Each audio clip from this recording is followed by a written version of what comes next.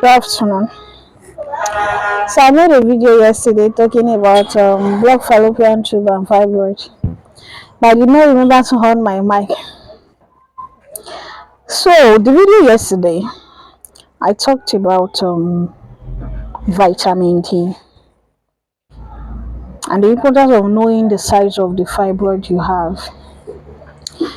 If you have fibroid and the size is not really that big, it is not big, go and get vitamin D. See, whatever product it is you're using, even the ones from me, if I'm the one treating you, I will have advised you to get vitamin D and be using.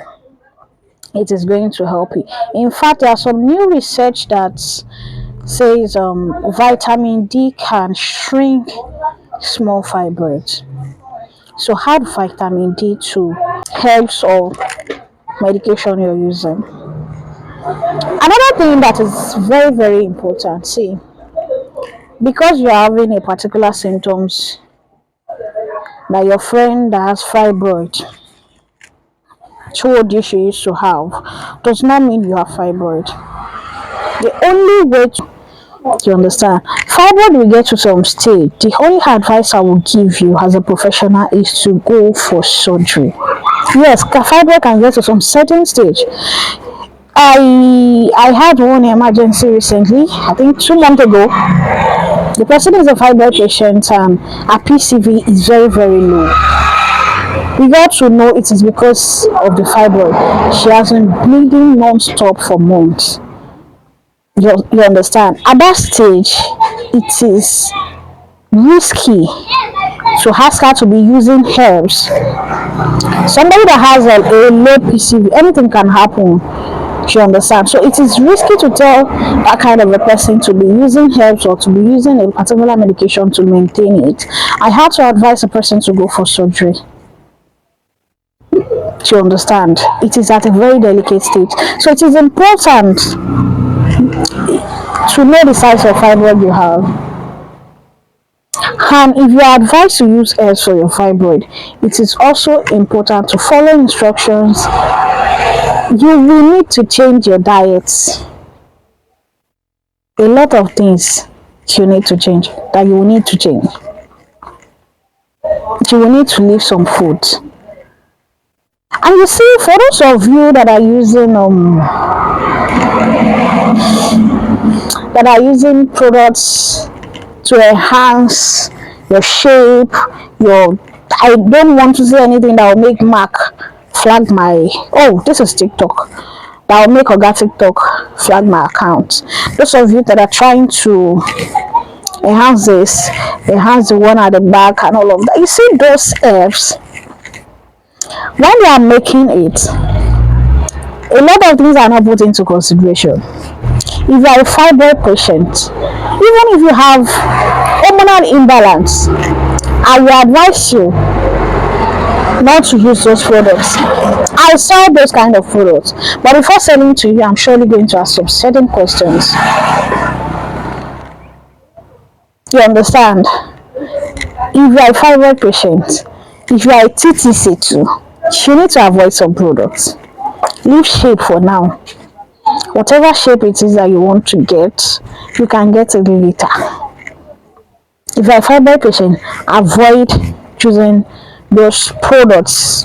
I'm sure you all understand. And if you are a TTC too, avoid such products. It can mess up your hormone.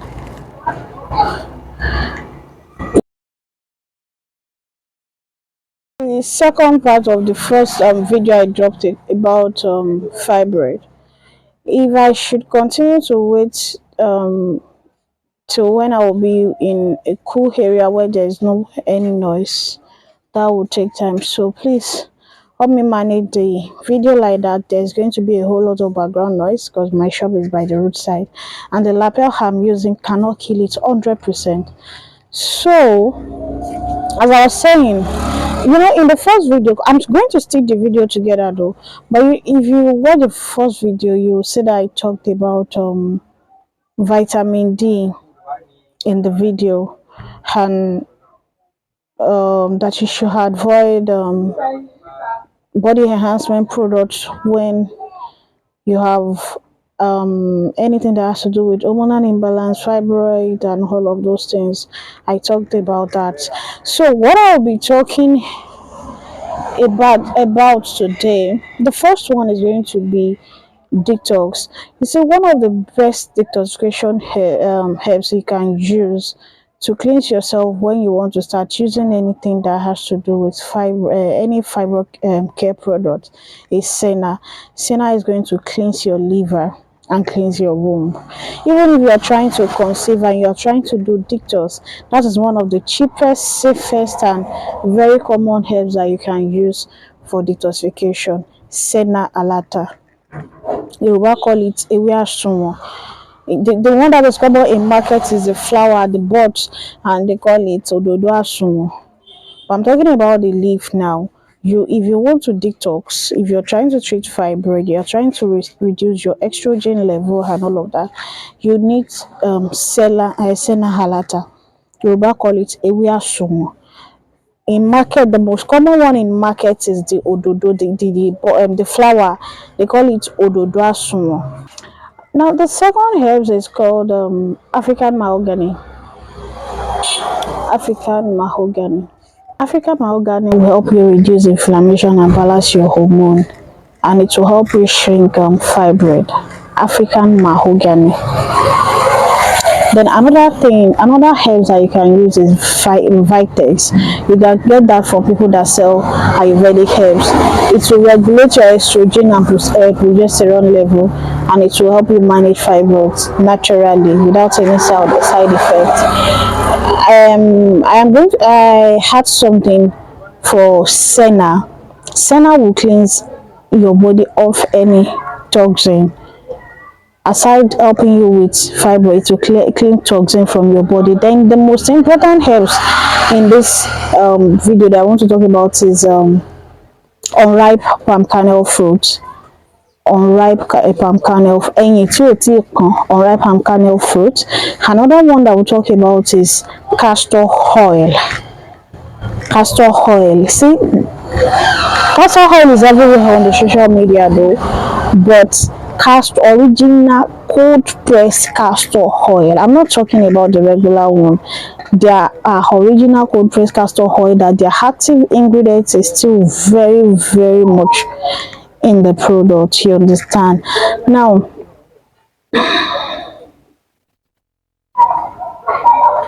the unripe palm kernel fruit, you're going to get like 40 pieces of it. 40 pieces. Unripe, ẹ̀yìn tí ò tíì pọ́n, that seed that they use for palm oil, the unripe one, ẹ̀yìn tí ò tíì pọ́n, the unripe palm kernel. I think our Igbo families, brother and sister use it for what is this soup called? Baga something like that. That seed that we use to make palm oil. The unripe one is the one I am talking about. You're going to need it. Let's say around 40 pieces. Around 40 pieces of that unripe unripe palm kernel, and you're going to cook it till it's softened on a very low heat. You don't cook herbs on a very high heat, on a very low heat till it's softened with enough water. Let's say that 40 pieces now, you're going to be using about 2.5 or 3 liters of water. So by the time you cook for 45 minutes on a very low heat, by the time you cook it for 45 minutes to an hour, do not exceed that time. By the time you do that, the water will have shrunk. You're going to store it somewhere, maybe in your fridge or something, and be warming it every morning. Now, make sure you're doing this on a very low heat. Now, let me tell you something about fibroid. When you're trying to keep any medication that has to do with fibroid, please don't keep it in plastic. Don't keep it in plastic. When you're trying to keep anything that is related to fibroid, let's say you want to pour it inside a keg or something and put it in your fridge or a plastic, no, do not use plastic. Use glass bottle. For senna that I mentioned earlier, it is advisable to detox before you start any medication for fibroid. Now, you're going to need a teaspoon. The detoxification should not be more than 3 days. That is okay. Now, senna is not just going to help you cleanse your liver, it will cleanse your womb, it will balance your estrogen level, and it will help you with any, sorry that I'm looking outside, I'm in store, so I'm checking the person that works in. It will help with your skin. If you have any skin with eczema, you have skin rashes, it will help with your skin. Do you understand? Senna is a very, very good detoxification. Now, you are going to go to toilet frequently when you are on senna, and you are not going to use it forever. You're going to use it for just few days, let's say 3 days. So after detoxification, you move on to the unripe palm kernel recipe. Now, if you watch the first video, though I promise to stitch the video together. If you watch the first video, I talk about vitamin D. You can include vitamin D in your medication. Yes, there are some research that says vitamin D can help you shrink fibroid. You understand? So you can include vitamin D in your medication. Then senna first, before moving on to the unripe palm kernel fruit. Then the other herbs that I mentioned, they can be taken as tea, a teaspoon in not too hot water. You allow it to steep for some minutes, then you drink it. Now, there are some things you must avoid. This video is getting long already. There are some things you must avoid while on fibroid treatment. I mentioned some in the first video. You have no business with anything that boosts estrogen, anything that gives your fibroid the chances to grow.